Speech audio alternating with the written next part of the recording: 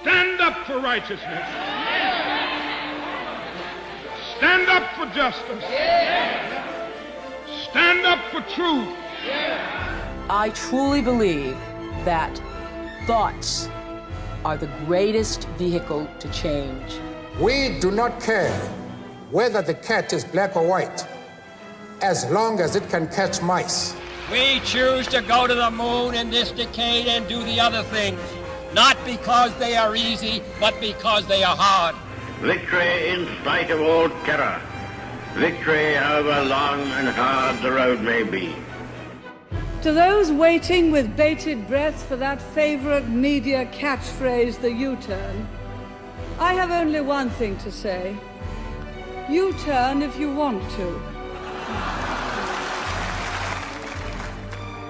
The ladies not for turning. If we open a quarrel between past and present, we shall find that we have lost the future, is a quote from British statesman, army officer and writer Sir Winston Churchill, the Prime Minister of the United Kingdom during the Second World War. I thought this was an appropriate quote for our guest today, a student of modern history who wrote his thesis on Sir Winston Churchill and, like him, is now a fellow author. Our guest today is Brian Hartzer, Chairman and co-founder of new specialty lender 2B. He's also chairman of ASX-listed salary advance business Beforepay, AI-based HR technology startup Rejig, and the Australian Museum Foundation. He previously served as Managing Director and CEO of Westpac Banking Corporation, and prior to that, spent 15 years in senior executive roles at major banks in Australia and the UK. Hello and welcome to another episode of No Limitations, a show where we speak to elite world-class performing men and women and unlock the secrets and influences that have shaped their destinies and that you could apply to your own life. For our first-time listeners from all over the world, please don't forget to follow on your preferred podcast platform and share with your friends and colleagues. And for our listeners in the United States, Italy and Scotland, a big hello. I am your host, Greg Robinson, Managing Partner of Blenheim Partners, Executive Search and Board Advisory. In today's episode, Brian shares with us his 5 C's of leadership engagement, insights into the pressure moments of testing times, his thoughts on today's economic landscape, and some personal reflections. So sit back and enjoy To Dare and Endure. Brian, welcome to the show. Thanks for having me, Greg. It's great to be here. You've recently written a book on leadership and engagement. I have. What's it all about? Well, this challenge that I had when I'm not a trained leader. I don't have an MBA, never done any real formal leadership training, and found myself in charge of a business with 1,000 people and thought, I need to figure this out. And one of the thoughts that I came across in my reading and preparing for that was the importance of getting people emotionally engaged in their work. And we used to have these engagement scores that would come back. The HR team would come to you and say, right, this year your engagement score has gone up by 3 percentage points. And within that, communications is down by 2, but pay and performance is up for, whatever. Yep. And after one of these sessions, I said to the HR team, well, that's great, but what do I personally need to do? And I got crickets. They just looked at me and they said, well, you need a communication program and you need this and that. And I said, yeah, but what do I need to do? Yeah. And they couldn't tell me. And that bugged me. And so then over the course of the rest of my career, it was just one of these things that bugged me. And I started really paying attention to individual leaders who seemed to be getting high engagement and asking them or studying them and reading whatever I could about other companies and other leaders and saying, what exactly are they doing? And over the course of a number of years, I started to pick some things up, apply them, found some things worked, some things didn't.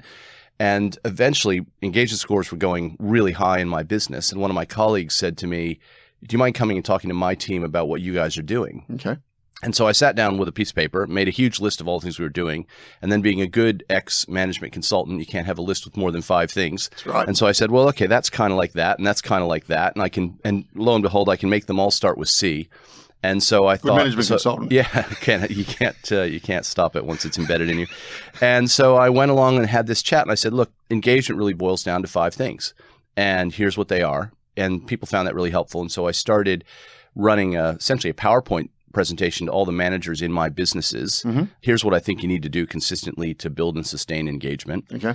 People found it really helpful. They applied it. Engagement scores went up. Performance went up. And so one of my communications advisors one day said, you really ought to put this in a book. And I said, yeah, that's very funny. I'm busy. And so over the years, it became a joke that I would say to people, well, if I ever get fired, I'll write the book. And then lo and behold, I had time on my hands. So I wrote the book. Have I seen it all before, Brian? Have I seen all these 5 C's before? So yes, individually, I couldn't find any. I found every book I could find on engagement. There were a lot of theoretical books written by academics and so on. Yep. There was nothing I could find that said, okay, you're a leader. Here's what you need to do. Here's what you need to do on Monday. Here's what you need to do through the year. Here are the specific things that you'll find are helpful. And so that was how I decided to focus the book. I call it, the subtitle is It's a Practical Guide to Building Engagement. And it's designed for someone who's either trying to figure it out, or maybe you're already a senior leader and you're trying to say, well, how do I organize my time in a way that I can embed building engagement and sustaining it? Well, what actually is engagement too? That's a really interesting one here. There's a lot of talking, a lot of output, but what to you is actually engagement? And how do you measure engagement? Yeah, well, I mean, the measurement is done typically through these standard surveys that a number of different people use. And there are pros and cons of any survey, and you got to take it all with a grain of salt. Yep. In my mind, what it really boils down to is, are people willing to make an emotional commitment, make an extra effort to their work that collectively over time means that organization is more likely to outperform. Yep. Now, and I should say, caveat, I'm not saying engagement is all that matters in leadership. There's lots of other aspects of leadership. Yep. But I do believe that organizations that do really well over time are ones that can get people feeling emotionally connected to the work of the organization and wanting to be there and wanting to work hard and wanting to do well, wanting to support each other. And so I do think it's an important element of leadership. Well, we've got a lot of people listening to this podcast, Brian, who are building their careers or are actually in that position as CEOs, particularly coming out of COVID, reflecting on a number of things and motivation, purpose, etc. What are they then, Brian? What should we be considering? Don't want to sell the book yet, but I'll sell away, please. I describe it as the 5 C's, and I'll just run through them real quickly if you like. Yeah, sure. So the first C is care. And I should say that each of these sounds obvious, but has a subtlety. So care is about demonstrating that you care for people as individual human beings, not as a collective, generic state of mind. And what that means is that care is an action verb. So it's what steps do you take to make people believe that you care about their success on their own terms, not just this generic, good news, we're giving everybody Friday off. Well, okay, so at a generic level, fine. But how do you make each individual person feel like they matter and that you want to see them be successful? Mm-hmm. By the way, that doesn't mean that you just have to be nice to them. It doesn't mean you don't give them hard feedback, because actually you're not caring about people if you're not helping them deal with issues they need to deal with. Yep. But you have to lay this groundwork where people think, right, my boss actually cares about me as a person. So that's the first one. Second one is context. And that's really about the why. Why does the organization exist? And very importantly, why does what I do all day link to that broader purpose? And that purpose should be something more than creating shareholder value. Yep. Because even investment bankers, I think deep down, they don't wake up in the morning and go, I'm going to go create some shareholder value. Correct. Right? So people want to feel like what they're doing has meaning. Yep. And the trick on this one is that senior people, often that purpose is really obvious. But for more junior people, that purpose may be obscure. Because they come in and they're presented with a set of tasks they have to do all day. And it's not obvious how that is contributing to some customer outcome or some broader societal good. And so leaders have to keep reinforcing that link and that sense of purpose, and also give people context when they're making decisions, particularly in tough times. How do you make decisions without people thinking, oh, that all that corporate purpose stuff was just BS because now they're choosing to do this over here. So people want to see an explanation about how the decisions that management make link to that broader purpose. Third C is clarity. And clarity has 3 aspects to it. One is role clarity. Second is goal clarity. And the third is behavioral clarity.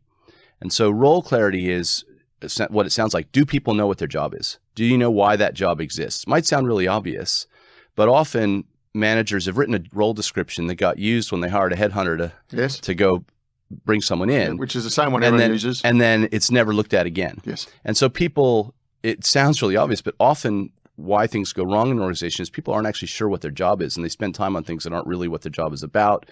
Maybe they don't have clarity on what decision-making rights they have. Maybe they don't know how they're meant to resolve conflict. Maybe they don't know who they're meant to work with in the organization, all those sort of things. So taking the time to make that clear. Goal clarity is about making it so obvious as to what good looks like and what great looks like in a given period that someone can do their own review. I have this thing, when I do these talks on this subject, I often ask people, how many of you enjoy the annual review process? And there's inevitably a huge laugh, right? Zero. Yeah, exactly right. Well, they should already know how they're going to be reviewed. But the reason for that is that people haven't spent enough time at the start of the period saying, all right, here's what a good performance would look like. And that's not a low bar. That's like, with your skills and with the challenges that we face, here's what I think you should be able to achieve. Here are the 3 or 4 key things for you to achieve this period that would represent good performance. And you're seeing this right at the top as well? Yeah, absolutely. Consistent. Yeah. I mean, there's lots of mistakes people make. Too many measures. I've seen KPI documents with 25 pages in them. Well, what does that mean? Tick the box. Right. Or people spend all this time trying to make sure that the goal is as low as possible so that they won't be criticized at the end of the year, all that kind of stuff. So there's another piece of this which I've found to be really helpful when you're trying to drive high performance, and that's the idea of a stretch goal, or what does great performance look like? And the little trick that I've learned is that if you involve people in setting that stretching goal, basically get them to set it, then it's incredibly powerful for 2 reasons. One is it forces them to think creatively about their work, and they come up with new solutions that they wouldn't otherwise come up with. And secondly, there's an emotional satisfaction when they achieve it that builds pride and builds engagement. Versus if I just say to you, well, great, you delivered 100 units of sales this year, and next year I want you to do 150, and you think, oh goodness, that's ridiculous. It's demotivating. But if I say to you, right, you did 100 this year, that's fantastic. Now, what goal, if you achieved it next year, would make you incredibly proud? And you go, well, you know what? If I could do 150, I mean, and then you think, oh gosh, that'd be scary. I don't know how I'm going to do that. And you go, right, that's the goal, because you said it, because deep down, that's the thing that gets you excited. And you then tap into this subconscious creativity to try and go solve that. Brian, just the big hairy goals? Yeah, it's the same basic idea. Do they work? I think they do if people are involved in setting them or see a logic to them. If it's just some ridiculously macho boss who sets some ridiculous goal and people feel that this unrealistic thing is imposed on them, then I don't think it necessarily helps. But I do think there is real power in constraints, or setting something a goal that people don't quite know how they're going to achieve. I think that's actually important to drive creativity and new solutions and high performance. You're shifting a culture in doing this. That's part of the goal. And you're releasing a lot of energy and a lot of thought. Yeah. So that gets us to the next, the releasing energy takes us to the next C, which is, I skipped one thing, sorry, in clarity, behavior clarity. And that's back to the culture point. All companies have a statement of values. In my mind, values translate into expected behaviors. What's okay, what's not okay. And you need to demonstrate that you mean it. And so people need to be very clear on what behavior is okay and what's not okay. And they need to see that there's consequences when that doesn't happen. Otherwise, that's tremendously undermining to engagement and culture. So 4th C, clearing the way. And this is... That's your job as the boss, is it? Yeah, I think it is. I think it's really about taking an interest in what's getting in the way of people's success.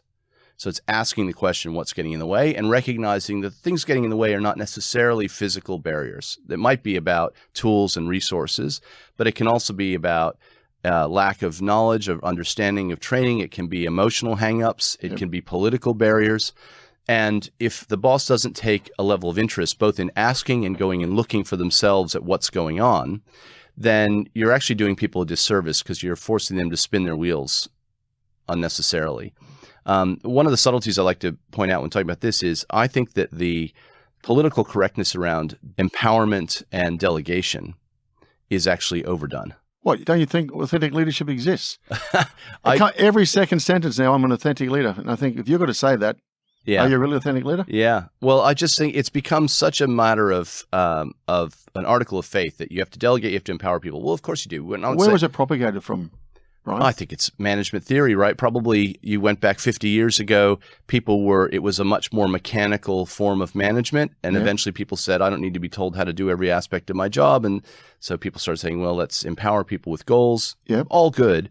But what people forget is that if you don't actually dive into the detail, occasionally, particularly on things where there's a great opportunity or a great danger for the organization, then you're condemning people to spinning their wheels. Yep. For example, you might have given someone a goal, but to achieve that goal, they need to work with a part of the organization that's been given a different goal. Yep.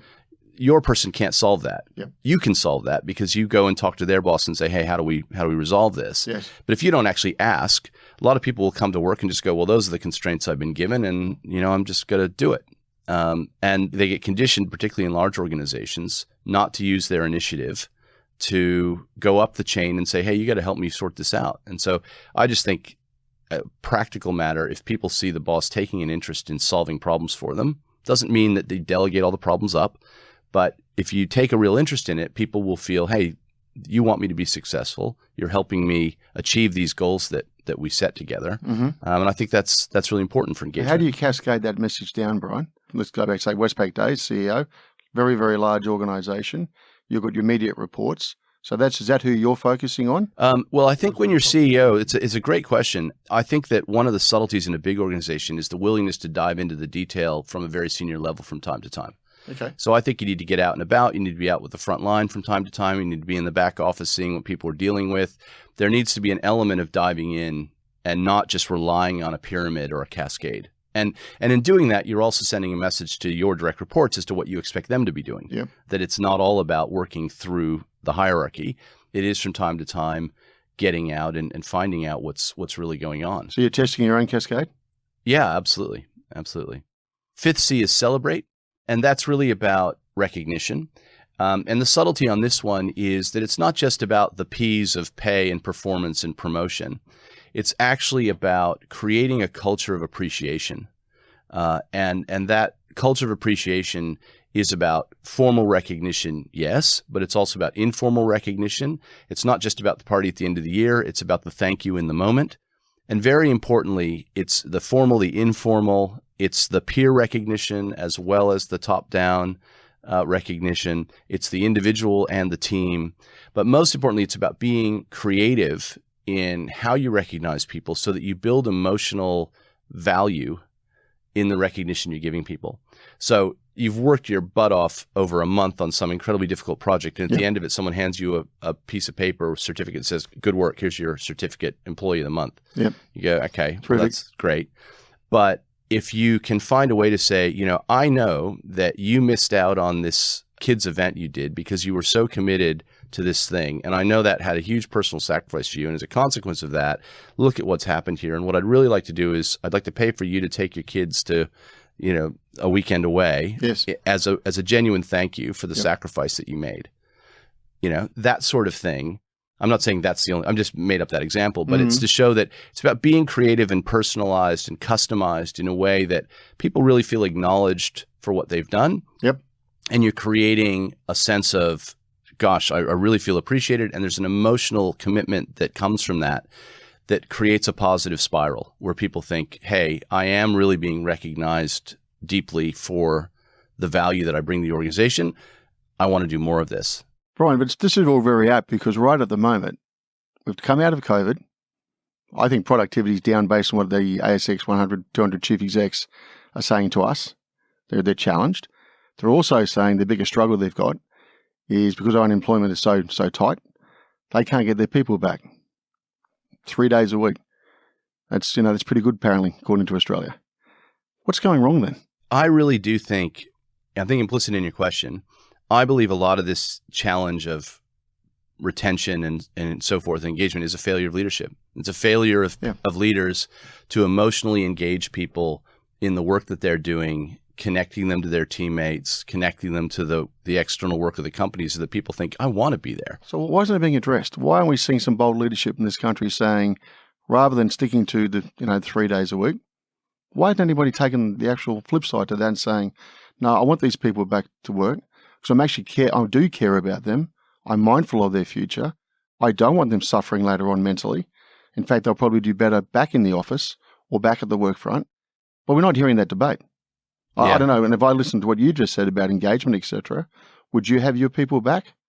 I think more so than they are, yes. I would go harder on it. I do think there's an element of short-term thinking in that people, I think leaders are afraid that I think that's what it boils down to. I think it's fear.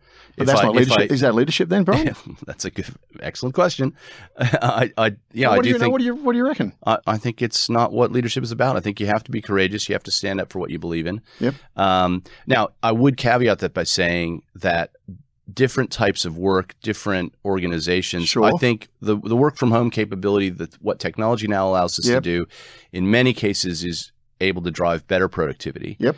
But not for every role, not for every organization. And there are absolutely downsides in terms of training young people, mentoring, and particularly creativity of people bouncing ideas off each other. It's just harder to do on Zoom. Yep. And I think from an engagement point of view, the social value that comes from being together as a team.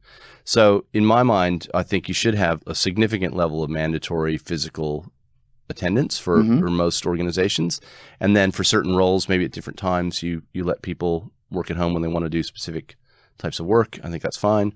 But I do think if you take a long-term view of things, I think that there's a great advantage in being able to work in a hybrid way. Sure. But I do think that that people are probably being a bit afraid to push harder. And I think if you are really clear about the underpinnings of why people should feel good about where you work and why their contribution does come from being present, then I think you should push harder. So you're a student of history? Yes. Okay, so you read it at Princeton? Yes. What did you cover? My degree was in modern British history. Okay, so who did you admire in leadership? So I wrote my senior thesis on Winston Churchill. Okay. When he was Chancellor of the Exchequer in the 1920s. Okay, following his old man. Yeah, he did. Okay. So you then looked at a lot of other leaders during this course when you're writing this book. Define leadership then. Ooh. Well, I think leadership starts with self-awareness and knowing what you're really about and who you are and what you want to achieve and what impact you want to have. There's a famous line by one of the great leadership writers, I've forgotten who it was, that said that becoming a leader is about becoming yourself, and it's precisely that simple and that difficult. So I do think that, and I talk about this in the book as well, that there is a really important part of leadership that is becoming clear on who you are, what you're about, why you're there, and both internal and external self-awareness. So internal self-awareness, why do I do what I do? Why do I react the way that I do to certain situations? External self-awareness, how do people respond to me? And am I having the impact that I want to have? And how do I manage that? That's, to me, the core of it, is being really clear with yourself. And then when you are clear, it becomes a lot easier to engage people in a goal, because they see that I think it's infectious. If people really believe that you are committed, the word passion is overused, I think, a bit. But if you have a genuine commitment to something and a real feeling that you want to make an impact in some way, I think it's then a lot easier to get people to line up around that and to give them confidence and direction that this is something worth doing and this is an approach that we can be successful and that you can be part of that and get satisfaction out of that. So when did you decide you're going to be a leader? Well, I was a bit of an accidental leader in a way. My first leadership responsibility was running an Italian gelateria in Stamford, Connecticut one summer during my university years, and that did not go well. No? No, the highlight of it was one of the women I'd hired throwing her apron at my feet and screaming, "You're a terrible manager," and storming out. So I kind of concluded that I was probably not going to be a people leader. That was not my gig, which is part of why I went into management consulting, where the value system is all about being the smart guy in the corner, really. Very much an individual sport, really. And then I had this experience where I was consulting to ANZ in Melbourne, and they offered me a job off the back of one of my assignments, and I said, no, thank you. And my client said, okay, well, how about we do another consulting assignment? And the assignment is you do the job. And I said, okay, well, I'll try that.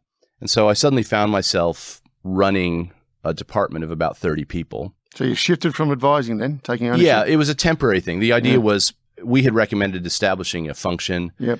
And so the gig was so implement you set it up, find your replacement. Yep. That's the project. All right.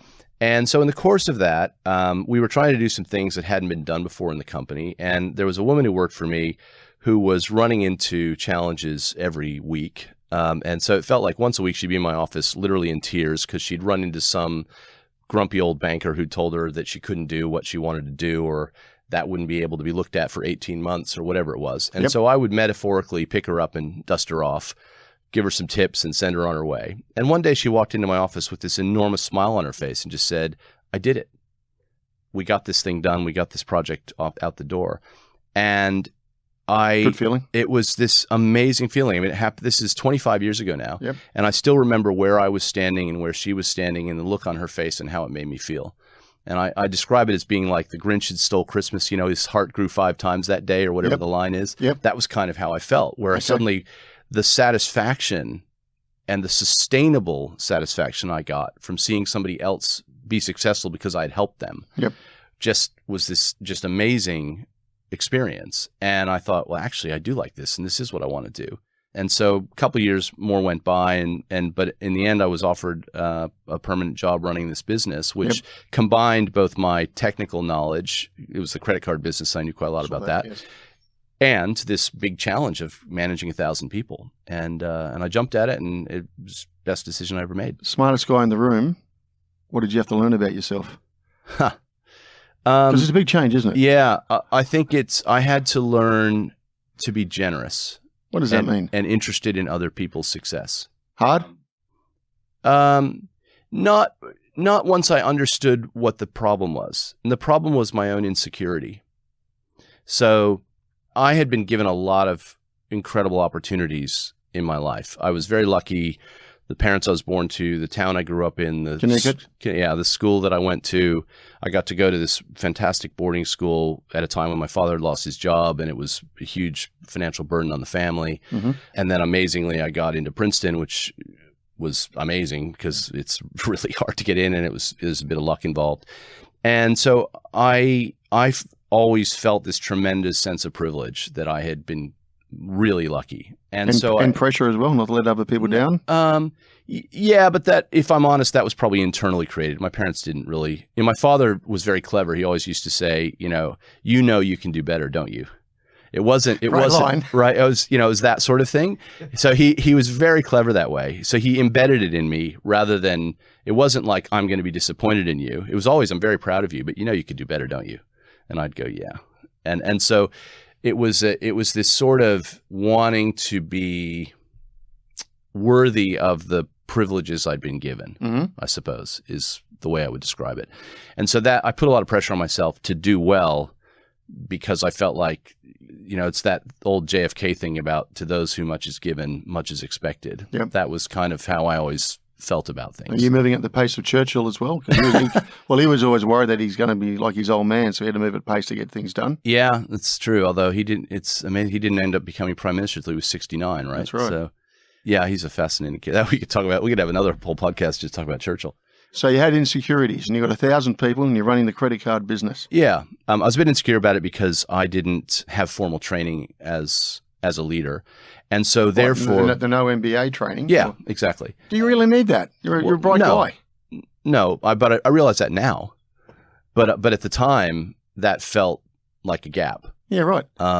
Interesting. And so what I did early on in my management career was try to demonstrate to my boss that he'd made a good decision by appointing me.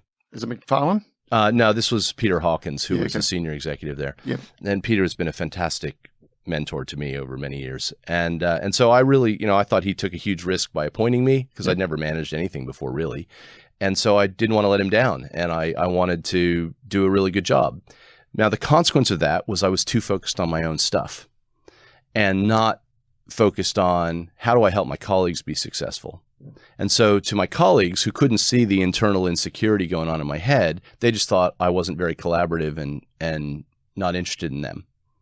But actually it wasn't that at all. I would happily have helped them if they'd asked for help, but I was so worried about doing a good job myself that I didn't have time for them. So the generosity thing that I referred to before is about kind of setting your own insecurities and goals aside a bit and actually saving time for looking around and going, how do I help other people be successful? and just trusting that that's the right thing to do, and that ultimately they'll help you when you need help as well. And so I think it took me too long to figure that out. Okay. You seem to progress A little fairly bit. swiftly there after that. Yeah, well, it was great. Someone pointed that out to me. I had one of those 360-degree feedback things, which is what prompted it, which is I had this feedback that I wasn't collaborative, and I was really confused by this and thought, what do you mean? I'd never do something against somebody else's interest. And it really bothered me. I thought it was unfair, and I thought it was driven by resentment of how I was doing. And then I had a coach who pointed out to me, and she said, no, it's, you're so busy trying to not screw up that you don't have time for anybody else. Did you see, or do you see, Brian, a lot of high performance? What do you mean, sorry? Well, you'd mentioned high performance earlier. Yeah. All right, and everyone talks about it. Yeah. And here you are getting feedback on a 360. Yeah. By people maybe not at the same ability as you, right? And during your career, for all the rhetoric out there and the focus, do you actually see a lot of high performance? I think I know what you're getting at. It's true high performance is fairly rare. Yeah. Yeah. And I think particularly in large organizations where a lot of people are really driven by just wanting to keep their jobs. And I understand that. That's something I wish I had figured out a bit earlier, actually, is how pernicious that can be in big organizations. Well, small country, where do you go next? Yeah. Yeah, I suppose that's true. But I don't know if that's limited to an Australian thing. I just think that people get to a stage in their career in their late 30s, 40s. They've probably risen about as far as they're going to go. They may or may not realize that. They're probably deep down, they sort of know that they're coming toward the end of how far they're going to go. But they've got a mortgage. They've got kids in private school. They've got a nice life. And their primary goal is to keep that position. And so taking risks, committing to an outcome that you don't know how you're going to achieve, that stops being as satisfying, or it starts to sound scary. So how do you as a CEO then change that culture? Do you give me the 5 C's? Yeah. You've engaged with me on one of your direct reports. It's cascading down. You went out, you walked the floor. You're feeling it, starting to change. But is it? Or am I going to say yes to you, and I'm not going to let anybody take my role? Yeah. Well, I think in some cases you actually have to be live to that issue, and you have to make that decision for people in some cases. I think if I had my time over again, I probably would have been a bit more directive on that. There was something we did a couple of years into my time as CEO, and like most things, it was something I stumbled into that turned out to be quite useful, but I wouldn't pretend that I totally thought it through in advance. Where we used to do these things where we would review all of our people. I'm sure in your world, the 9-box matrix thing, right? Yep. So we would have these reviews twice a year, and you'd have these 9 boxes. And every time you'd show up, there'd be certain people who would always be in the same box, in the middle or whatever. On this particular occasion, I knew a number of these people, and I had a bit more skepticism about where they'd been placed. And every time that I had asked about them in the past, the response had been, oh, no, they're good. We're working with them. They're improving, da-da-da-da-da. And there's a good excuse as to why we shouldn't move them on. And gut instinct is telling you what? That they're not up to it. Yeah. And so one day, out of frustration of having the same conversation now for 18 months about a couple of people, I said, all right, and it was just something that popped out of my head. I said, all right, here's what we're going to do. I'm going to change the burden of proof. So in 2 weeks' time, so I've got a list. I highlighted a number of people on this list, and I said, in 2 weeks' time, you're going to come to me in my office, and you're going to explain to me why that person should stay. And you're going to convince me that that person should stay. And if you can't convince me, they go. Instead of me trying to convince you that they should go, you're going to convince me that they should stay. Mm-hmm. And it was remarkable what happened. Couldn't convince you? They actually mostly came around to it? Mostly they came to me, and I remember one particular executive came to me, poked their head into my door and said, I've been thinking about the person. You're right. They need to go.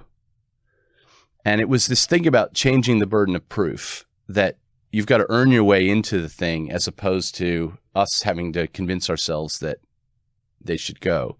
And that turned out to be a really powerful tool. You're listening to No Limitations with special guest Brian Hartzer. In our next episode, I sit down with Grant Blackley, Managing Director and CEO of Southern Cross Media Group. Be sure to join us on our next episode. And now, back to the show. Brian, the big word out there is collaboration, non-stop. You just mentioned the word directive. Should you have been more directive as the CEO? Yes. And were you getting sucked into collaborating too much? I I think I was probably sucked in a bit too much to consensus. I wouldn't overplay it. Yeah, okay. I would sort of focus on trying to build consensus as opposed to collaborate. Because as CEO, you are in charge ultimately. That's right. Yeah. But I had a view that we had more time on our hands than I think we did. And so I was trying to move the organization forward without totally disrupting it, because I thought there were a lot of really good things happening, and I wanted to keep people on board and take people on a journey. Yep. And I think with the benefit of hindsight, sometimes you don't have as much time as you think. And so Who are you testing that with? What do you mean? Well, your theory there, right? You thought you had more time. Did you have the right people around you saying we don't have the time?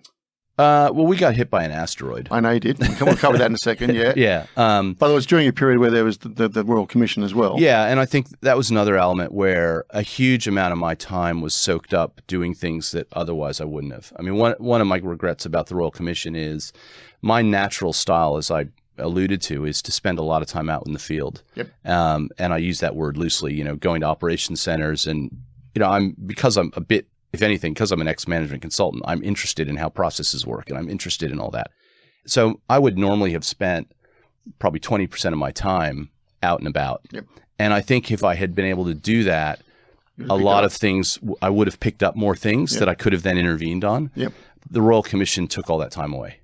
And so a lot of what I normally would have done didn't happen. All right, let's go back to ANZ for a few minutes. Yeah. You're doing exceptionally well, making reputation in retail, consumer, understanding that market, probably second to none from what my homework tells me. But Mike Smith comes in, changes the landscape in Australian banking. We haven't seen anything like it. We decided to go offshore. Because if you look at Australian banking now, Brian, it's a domestic play only. I don't see where the growth's going to come from. I see a lot of cost cutting, restructure, et cetera, et cetera. So it's a fight to the death on the same customers coming in. And we don't have immigration, it's going to get worse. Was Mike wrong or was he right? So Mike was right about the importance of Asia.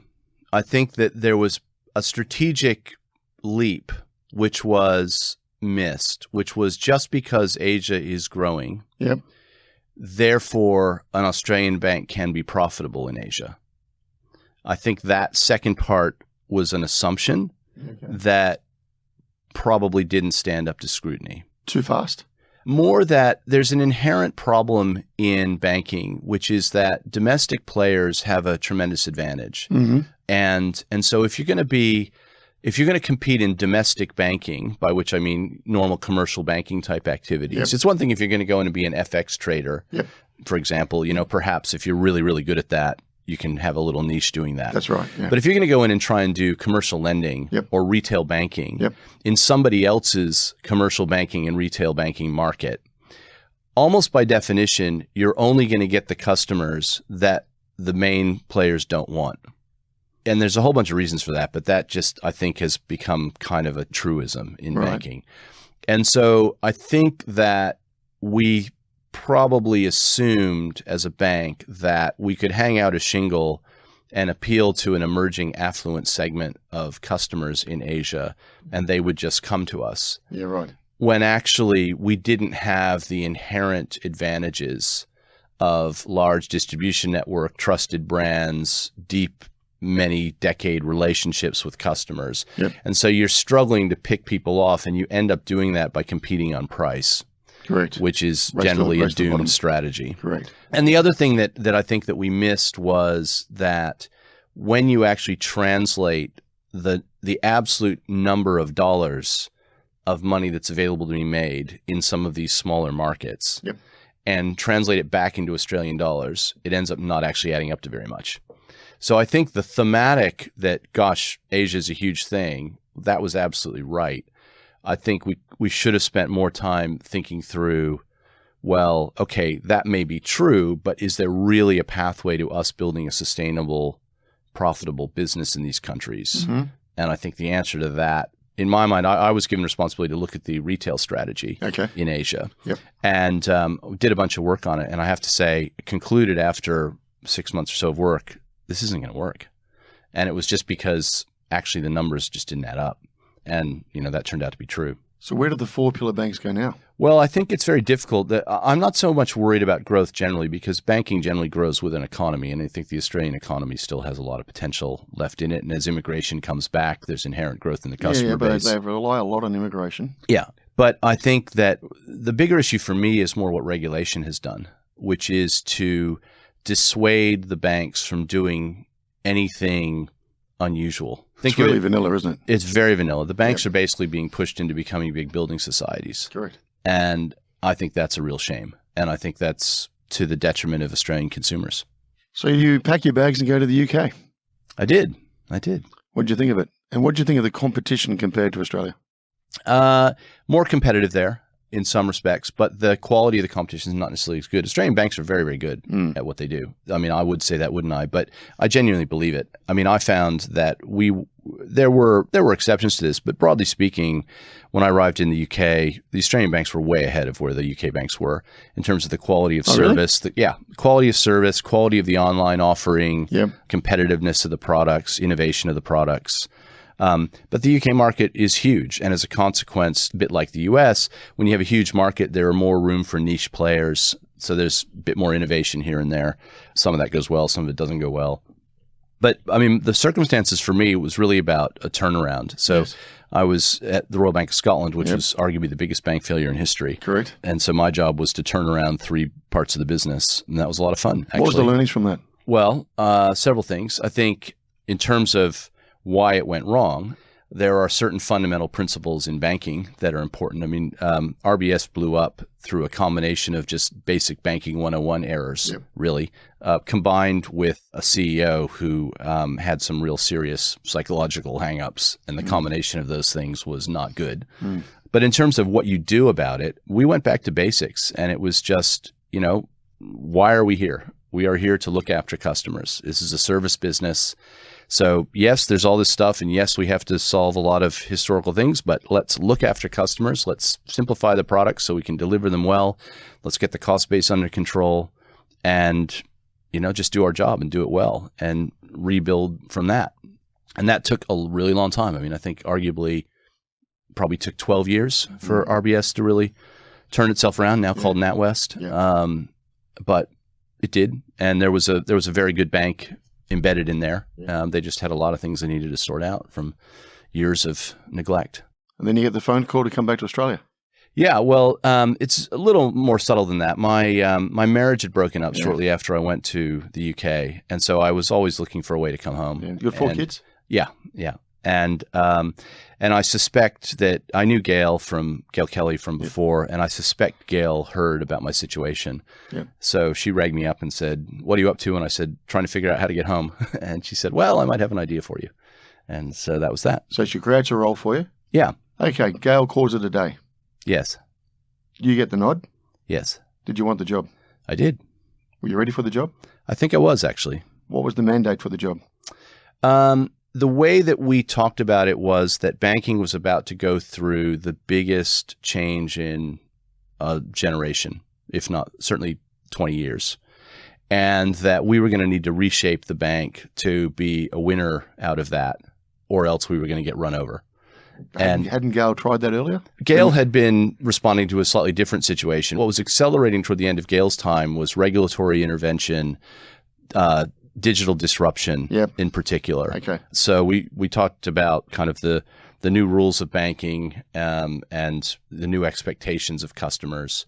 And so it was really about, we're going to need to reshape the company to be a service business that has a thin layer of very high-tech capability supporting it. So dramatic transformation of the cost base using technology, but maintaining a really strong human face at the front end, and recognizing we're going to have to dramatically simplify products and address past practices, simplify the way customers are looked at, so that we deal with all the heightened regulatory expectations. And so that was really my mandate was, and in my, if you like, my pitch for the job, it was, I think we're about to go through an extraordinary period. I think Westpac can be a winner out of that, but we're going to have to make some pretty fundamental changes in the way we run the company, and that's not going to happen overnight. In your mind, if you're going to look forward and one day walk out leaving a legacy behind, when you sat there and thought about it, What was Westpac going to look like from the day you walked out? Very strong branded business with a reputation of being one of the great service companies of the world, supported by incredible modern technology that meant that our cost base was incredibly competitive. So you get to this positive spiral of people really love the brand, they love the people, they love the service, and our cost base is so efficient because of the way we use technology that we can generate really good margins, reinvest them, and grow faster than anybody else. That was the idea. So for all those out there listening again, you've just been made CEO. How do you go about it? Do you run by the 30, 60, 90-day, 180-day? How do you do it, Brian? Well, in that, I had quite a lot of time to prepare, so we had a plan ready to go. Yep. And the thing that timing is everything. Shortly after I started, the regulators changed the rules around capital. So right after I started, I suddenly had to do a capital raising, which threw a bit of a spanner into the works. And then we faced. Was anybody anticipating that? Not to that extent. No.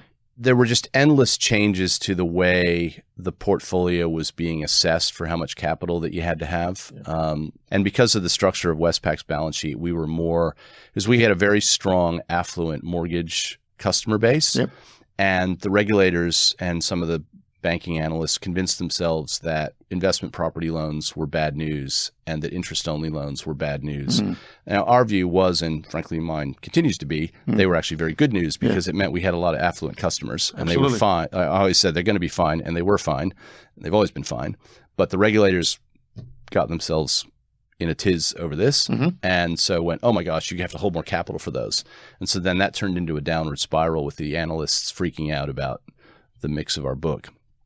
Anyway, I mean, other people will have a different view on that, but that continues to be my view. But sorry, back to your question. In all the other jobs I went into, I did use a sort of 90-day plan framework, which I found really helpful. And simplistically, I did it at RBS, did it at ANZ. And essentially what I would do is, well, I'll talk about it in two ways. The first 30 days is just meet people and ask questions. Don't make any decisions. Just get as much as you can, a 360-degree view of the situation. So I would talk to, obviously, direct reports, peers, internal people, outside people, suppliers, consultants, analysts, frontline people, customers, every different perspective I could, and try and get an understanding of the organization and what its issues were. Second 30 days was essentially about planning, and I would involve my team in what I called a brutal reality session, which is where we'd spend half a day looking at the business through a whole bunch of different lenses of data. So how's our operational performance? How's our financial performance? What are customers saying? What's our market share? And so on. Risk performance.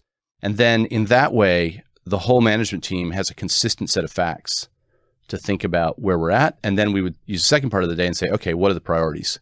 So now that we all have all the same information and perspective on the business, what should our priorities be? What should our overall goal be? How are you doing this, Brian? Is this a consensus play again, or is this a more direct? How do you do this one? I suppose it's a consensus This is your thing. vision, isn't it? It is, but I like to. So in the end, I would make the decisions, but I found it was really helpful to get the senior people bought into and feeling a sense of ownership of the agenda, because down the road, they needed to be supportive of it. And that's part of how I deal with the politics and the collaboration piece is we've all agreed this is what we're doing. Yep. Right. So therefore we've all agreed. So that's what we're doing. It wasn't like it was a democracy, but I wanted to bring people on the journey of that. And so do that. And then the third 30 days, if you like, is, okay, how are we going to execute this? And then you get to the end of 90 days and it's, okay, it's go. So we've now got a full-on plan of what we're going to do and how we're going to do it. And if we need to make organizational changes or the other things like that, then we do that at the end of that. So I found that to be pretty effective. One other thing that I often did, which people might find interesting, is I would, in advance of going into a job, I would write to, or very early on, I would write to a large cross-section of the organization. Okay. And I would send them an actual physical letter, which not many people do anymore, that I would personally sign. Yeah.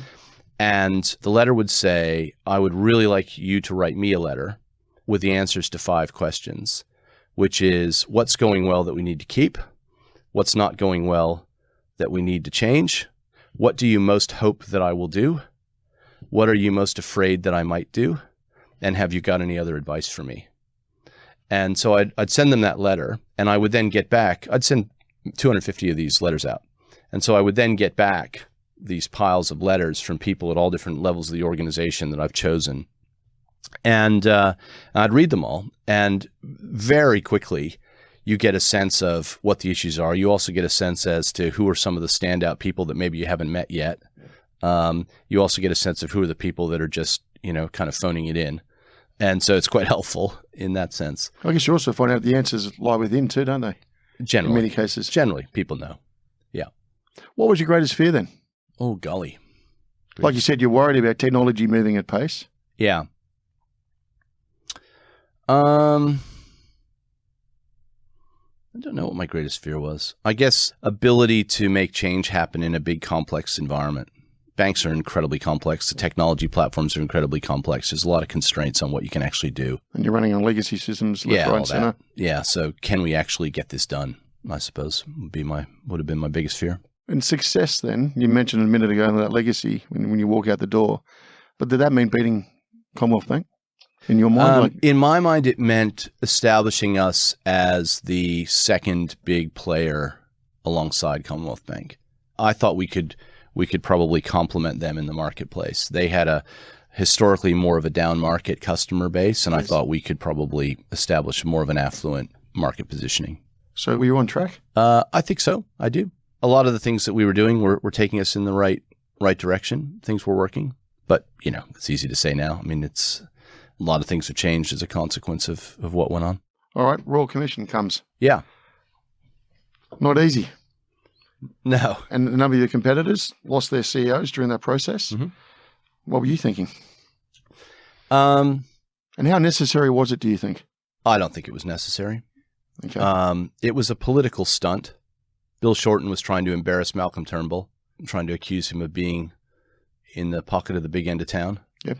And so calling for a royal commission was a classic political wedge move that if he defends us, he's showing that he's in the pocket of the big banks. And if he agrees to do it, then Bill Shorten was right. Yep. So it's... And the Royal Commission doesn't ever bring good news. It's only ever going to bring bad news. No. And I think value has come out of it. So let me say that first. But the other thing I would say is my objection to a Royal Commission early on was on the basis that, okay, based on what people are saying the issues are, every single one of those issues is already covered by an existing regulation and an existing regulator.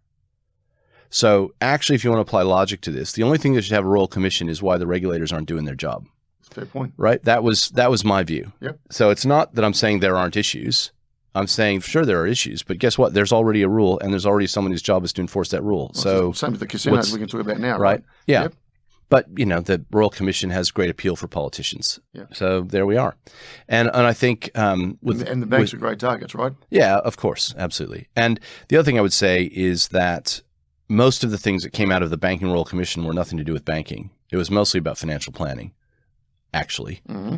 I'm not sure that the consumers have benefited in Australia as a consequence of that, because essentially what's happened is a lot of financial planners have gotten out of the industry, and it's become incredibly expensive for people to get financial advice, which I think is unfortunate. You're watching what was happening from the competitors. Narev's getting moved on. NAB changing their CEO and chair. What were you thinking? Well, let me focus on the genuine good lesson that came out of it. Okay. Which is that we were, or certainly I was, comforting myself on the fact that the percentage of customers that were complaining in a year was very small. Like literally less than half of 1% of customers were complaining in a year. Okay. And so I used to look at that figure because I used to ask people what percent of people complaining in a year would be a good result? And people would say, oh, maybe 5%. I'd say, well, what about 1%? And they'd say, well, that'd be good. I'd say, what about 0.5%? They'd say, oh, that'd be very good. And I said, what about less than that? And that'd be amazing. And good, because that's the number. But there was a problem with that. There was a logical problem with that. And that was that within that tiny percentage, there was an even tinier percentage of really, really bad cases. Yep. And the issue was those really, really bad cases were not bubbling up. And they were stuck in the system. And we weren't seeing them, and therefore we weren't addressing them. Yep. And so what the Royal Commission did was it highlighted that buried in, for typically a comedy of errors, combination of the customer didn't do things quite right or had an issue, the people they dealt with weren't sympathetic enough, someone wasn't reporting things up properly, or whatever it was. Mm-hmm. But for a variety of reasons, people were stuck in the system and some really bad outcomes happened. And we failed to pick that up. And so what we did do as a consequence of this whole experience was we changed the way that we managed complaints to be much more proactively diving in and going, what's in there that we don't feel good about that we need to fix. And I think there's a much better process in place now so that people can't get stuck in the system. I regret that it took us so long to figure that out. Was the whole thing hijacked by the journos as well, Brian? Well, I mean, it's a good story. Good stories, isn't it? Yeah, and journalism loves to personalize things, so that's just life. Okay. And then you had the bad day come your way. Yes. A lot of numbers came up. Was it 27 million? Something like that, yeah. Okay. What happened there then? So there were essentially two things that happened. The main one, which is the one that has the big numbers associated with it, was there was a technical error back in 2009 where the regulations changed so that the bank was meant to be, in simple language, the bank was meant to be sending a copy of every cross-border payment transaction to the regulator. Right, okay. Every transaction. And Westpac had a system of correspondent relationships with a number of large banks overseas, whereby those banks would send a file to Westpac for us to pay domestic customers. So the classic example of this was, say, a German insurance company has pension payments that are going out to people who live in Australia. Right, okay. And rather than them sending an expensive cross-border payment, they would bundle those up through, say, a Citibank. Citibank would send a file, and then Westpac would take that file and stick it into the payment system and make and distribute it. We were, under the regulation, meant to be providing a copy of every one of those transactions to the regulator. Right. And through a comedy of errors, a combination of a technical glitch and a team quitting and moving to another bank, and then not having a proper handover of the project when that happened. All of that happened at the time when this new thing was meant to come in, and so it didn't get done. And so over a period of years, these payments continued to be processed, but not getting. But the copy of the transactions wasn't being sent. And you weren't the only bank? Well, every bank had that responsibility. Westpac had a particular process of these deals where the banks would, it was a specific correspondent relationship that we had, which I think was sort of particular to us. Okay. And so, I mean, anti-money laundering is an incredibly complex issue. In my first month as CEO, I called for a meeting with the head of Austrac, handed him my business card, wrote my mobile phone number on it, and said, I wanted you to hear from me that this is a really important issue. And if you ever have any concerns about Westpac, please call that number and I will fix it. So we knew, because ANZ had AML issues back in the 2000s. So I knew, and at RBS, I knew how important AML stuff was. Okay. And so a couple of years later, we were still having issues fixing all of our various compliance things. We hired someone out of JP Morgan in Asia who, among other things, had run the AML program for JP Morgan in Asia. And that was part of the appeal of why we hired her. And I said to her, I want you to go through the place, and if there's anything in here, find it and let's fix it. And she came back to me a few months later and said, we found this thing. Right. And it's been going on for a really long time. And said, okay, well, that's terrible. So we rang, we declared it to Austrac. I personally, that day, I personally rang the head of Austrac, said, we found this thing. I'm really sorry. It's been going on a long time. We will fix it and we'll take what's coming to us. And she said, thank you very much. And, I appreciate it and we'll work with you. And so they then worked with us over a year to try to get to the bottom of what had happened. And in the course of that, they found another thing, which was about our operations people not processing suspicious customers fast enough. And so what ended up happening when it all came out was conflating those two things. They were two totally different issues. Okay. And the big number issue, I mean, my contention is, based on the data that I saw at the time, that not passing those transactions was definitely a technical violation of the rules. But I still don't believe there was any money laundering or any nefarious stuff going on in any of those transactions, as far as I know. It just wasn't the paper wasn't shifted across. It was a technical breach. It was a breach. I'm not saying it wasn't. But the problem was the number was enormous. And according to the rules, if you treat every transaction as a breach, the potential fines are astronomical. Saw that, yes. Yeah, so that's what happened.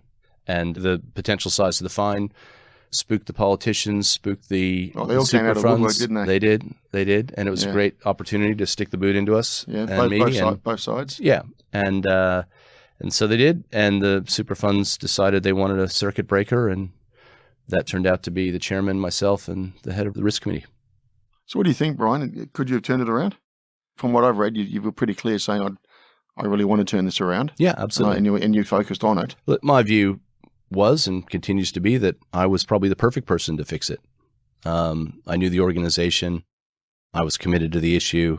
I had the experience to drive change and get to the bottom of it. I went out to the operations center the day that it all went public when I first heard about it, and met with the team out there and said, explain this to me. And they took me through it. And I said, well, why are we doing that? I found one of the solutions that day myself. Now, my regret is that the executives closer to it, why didn't they pick that up earlier? Yeah. So I think I could have absolutely fixed it.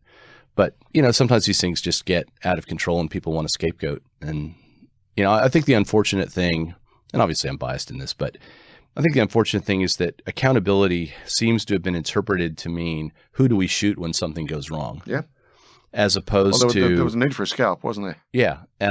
And as opposed to, what's the root of this, and who is, in my mind, accountability should be something that you seek, which is, put me in, coach, give me the accountability to go and fix this. Had you moved quick enough during the time with Austrac? Like if you're having all those communications, as you say, a second thing happened. We were fairly blindsided by the second thing. Yeah, we. Yeah. The first I heard of it was the first I heard they were even looking at that as an issue was maybe a month, 6 weeks earlier. Right. And at that point, I knew nothing about exactly what they were alleging we had done. Yeah, right. So we didn't find out the details of what they were alleging until like the Friday before they sued us. And it was, at that point, it was like a bombshell. It was like, what? They're saying we did what? You kidding? Like, why wouldn't I would have fixed that in a nanosecond if I'd known about it. That's one of my, if I'm grumpy about it, it's. So what, are they just after some headlines? It's probably not. No, I don't think so. I mean, maybe. There is an element in regulators where they like to make a big public thing. They have to be seen to be doing it, don't they? Well, they like to do it because they think that it dissuades other people from. Yep. But the notion that the banks aren't trying to, or certainly when I was there, the notion we weren't trying to fix AML issues is ridiculous. We spent so much money and time on this issue. Now, we didn't get it right. Totally acknowledge that. But to the extent that we weren't focusing, we were very focused on it. Of course, why wouldn't you be? Why would anyway? So I just think I think there's a challenge with Austrac, which is it's kind of a policing agency, unlike APRA, which is more of a prudential regulator, and so their willingness to give information tends to only flow one way with Austrac, which I think is unfortunate because they had a very willing partner to try to resolve any of the issues they were worried about. What's going through your mind then as the CEO? No, it's coming all pretty quick. Obviously, there's confidential discussions happening left, right, and center. What was going through your mind? Just get to the bottom of it, fix it, deal with it, take it on the chin.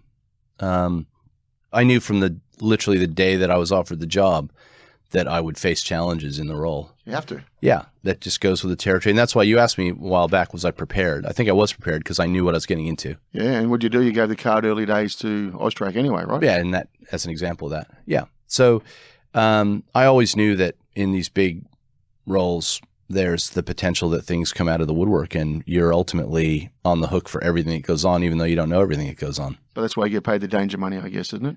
In theory. Well, not a lot of the danger money goes away these days. It does. What did you learn about people afterwards?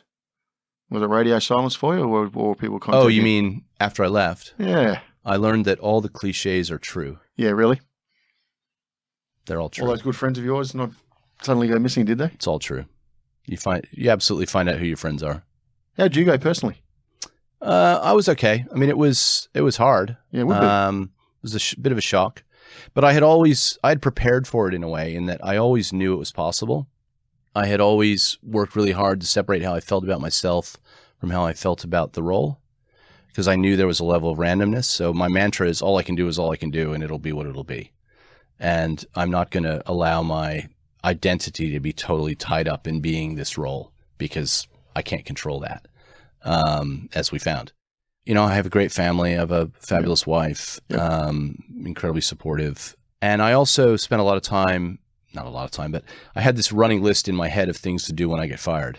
I used to joke about it with people. Well, Churchill got fired, don't forget. Yeah. And so I always tried to make sure that I had more in my life, at least things that I wanted to do other than just be this role. You know, I wish it hadn't ended, and I wish I could have had a few more years. And, you know, I loved it. It was a wonderful privilege to be able to do it.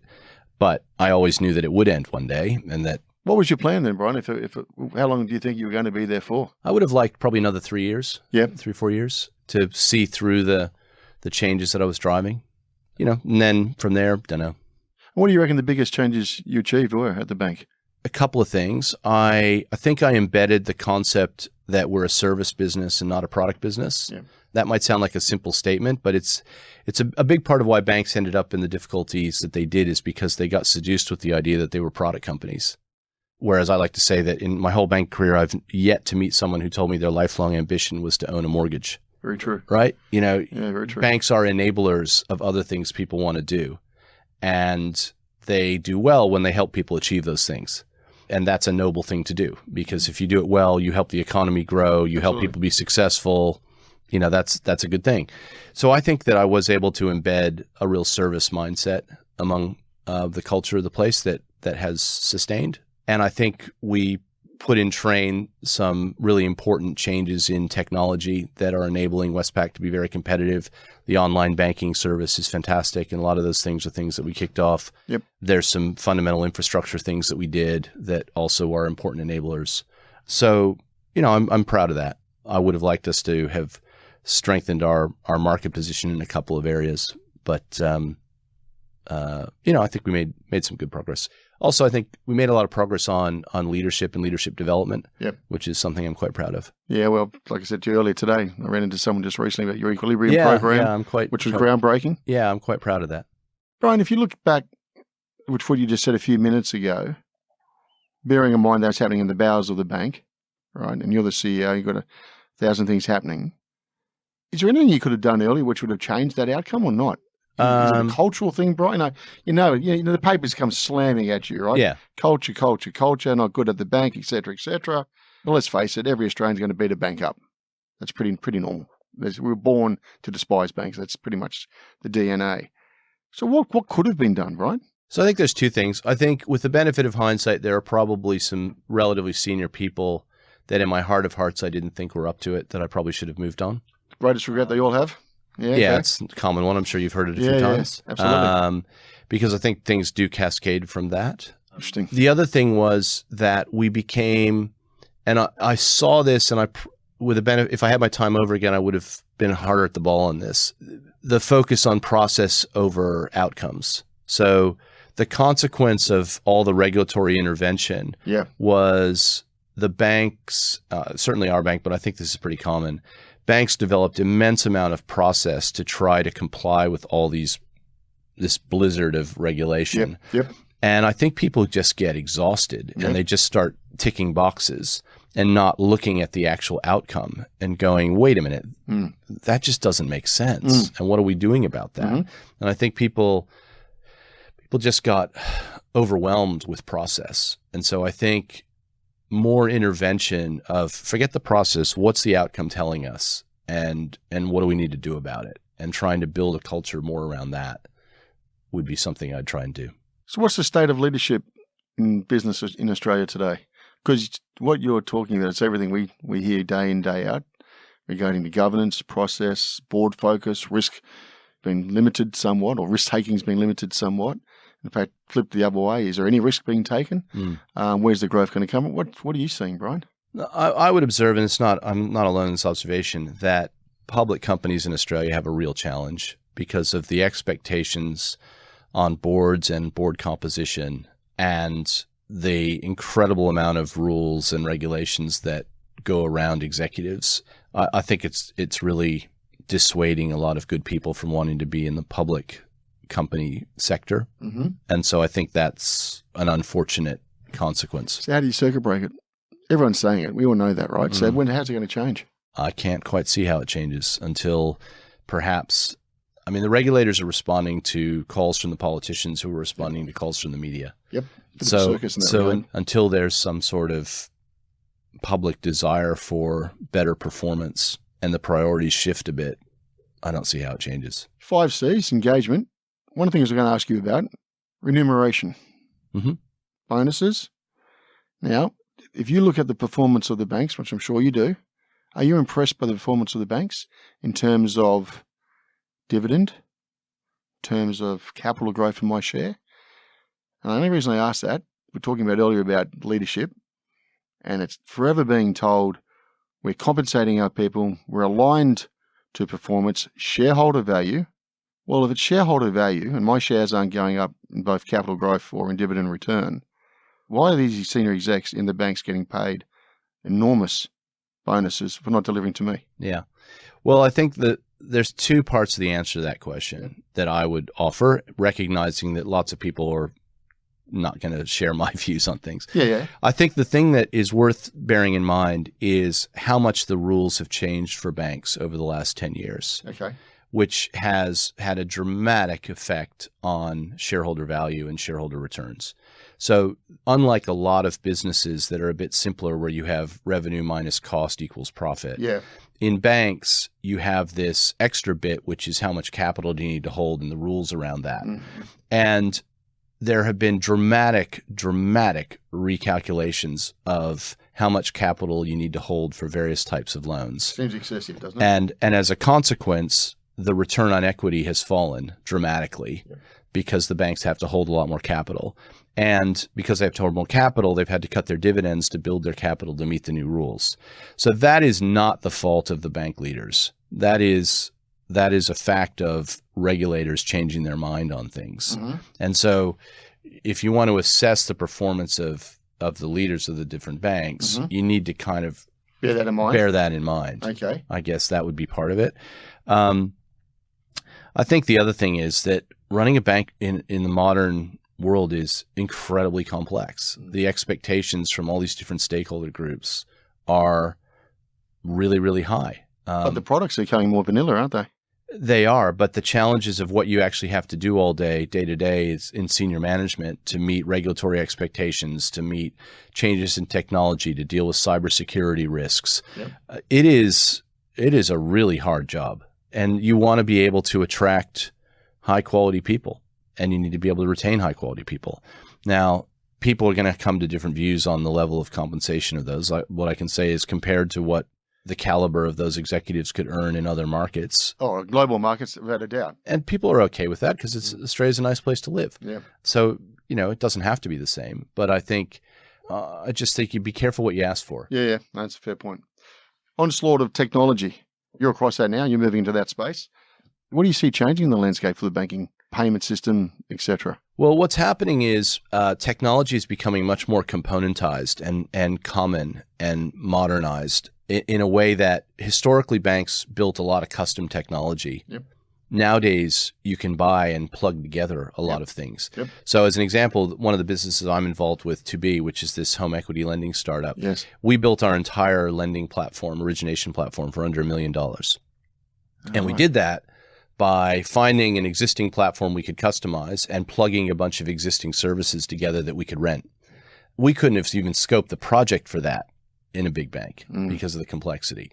So I think there is this dramatic change in what's possible and how easy it is. And so that standardization of technology and the availability of cloud-based components means that cost of delivering technology is coming down, making it much easier for new people to innovate and compete. And I think ultimately that's really good for consumers. What about crypto?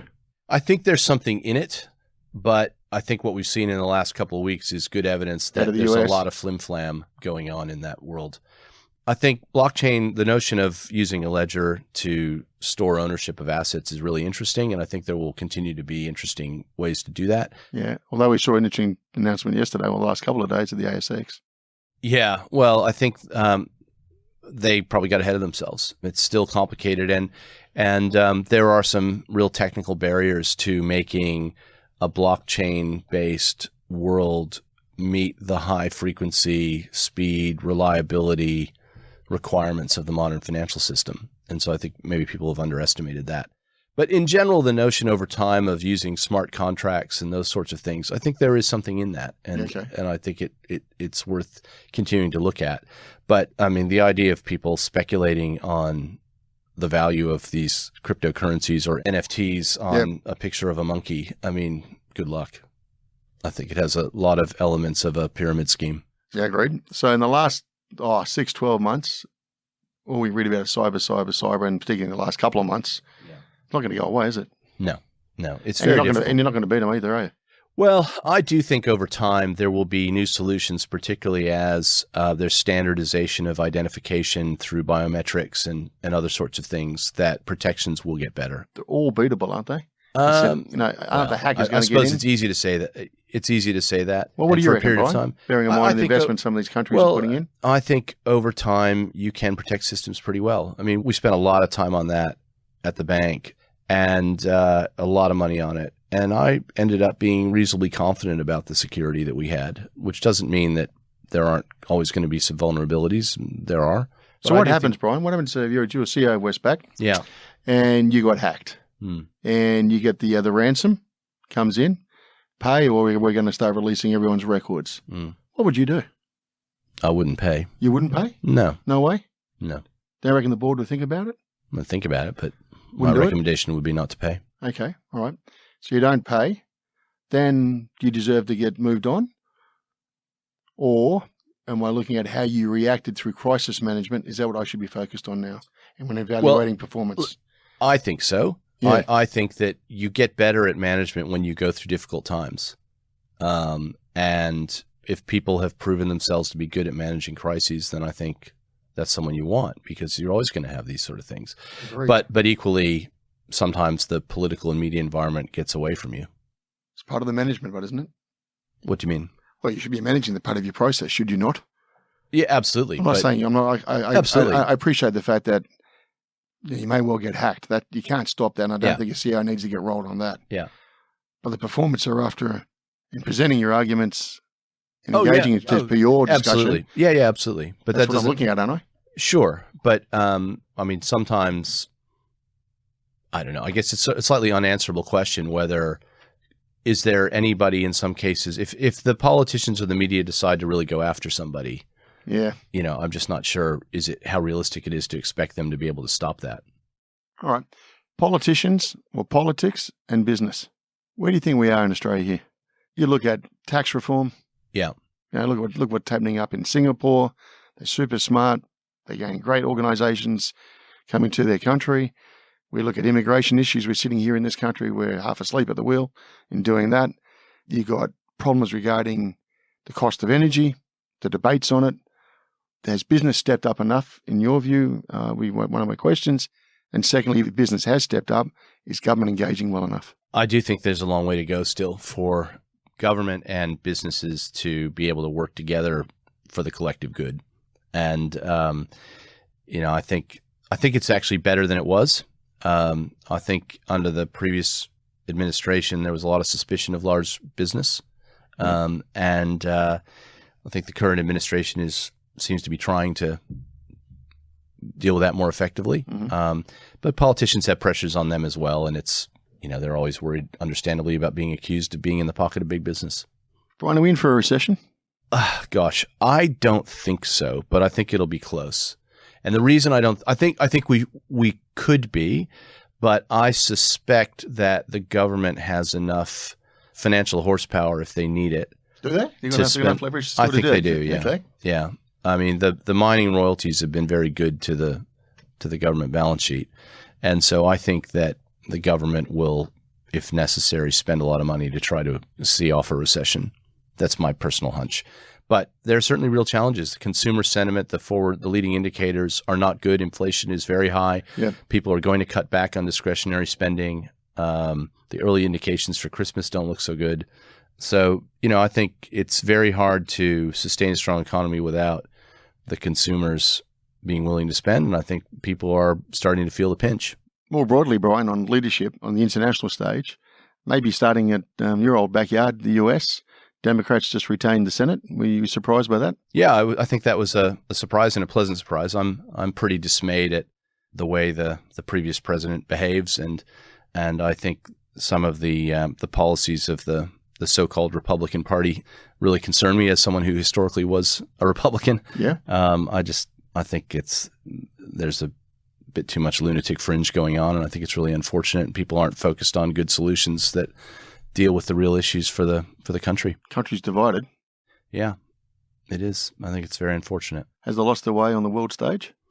Well, I think that President Biden's done a good job in supporting the Ukraine. I think that's been a real bright light in terms of showing that principles matter, and that commitment to standing up and supporting Ukraine, I think, has been a bright light in all of this. I think it's a very scary situation, and it's good that certain principles are still held dear.